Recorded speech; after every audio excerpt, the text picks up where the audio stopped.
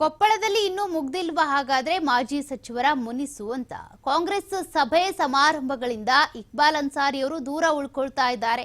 ನಾನೊಂದು ತೀರಾ ನೀನೊಂದು ತೀರಾ ಅನ್ನುವಂತೆ ಆಗ್ಬಿಟ್ಟಿದೆ. ಕಾಂಗ್ರೆಸ್ನ ಸಭೆ ಸಮಾರಂಭಗಳು ನಡೆದ್ರೂ ಕೂಡ ಅಲ್ಲಿಗೆ ಭಾಗವಹಿಸ್ತಾ ಇಲ್ಲ ಇಕ್ಬಾಲ್ ಅನ್ಸಾರಿ ಅವರು. ಹಾಗಾದ್ರೆ ಕಾಂಗ್ರೆಸ್ ಅಭ್ಯರ್ಥಿಯ ಪರವಾಗಿ ಪ್ರಚಾರಕ್ಕೆ ಬರೋದೇ ಇಲ್ವಾ ಇಕ್ಬಾಲ್ ಅನ್ಸಾರಿ ಅಂತ. ಈಗಾಗಲೇ ಲೋಕಸಭಾ ಚುನಾವಣೆಯ ಸಂದರ್ಭದಲ್ಲೂ ಕೂಡ ಇವರ ಮುನಿಸು ಹಾಗೆ ಇತ್ತು.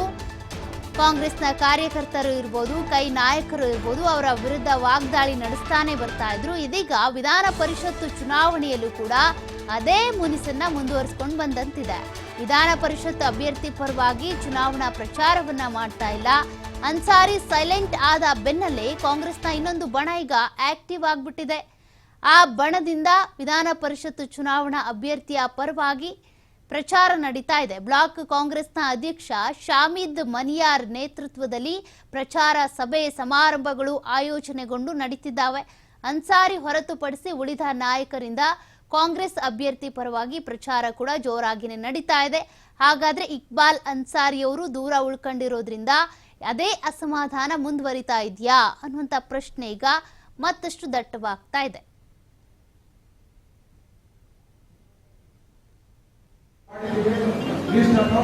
ಮಾಡಿ ತಾವೇನು ಹೇಳಿದ್ರಿ ಮತದಾರರಿಗೆ ಸೇರಿಸ್ಬೇಕಂತೇಳಿ ಜನರಲ್ ಎಲೆಕ್ಷನ್ ಆಗ ತಾವು 10,000 ಜನ ಸೇರಿಸಿದ್ರೆ ಸೇರಿಸ್ತೀವಿ ಸರ್.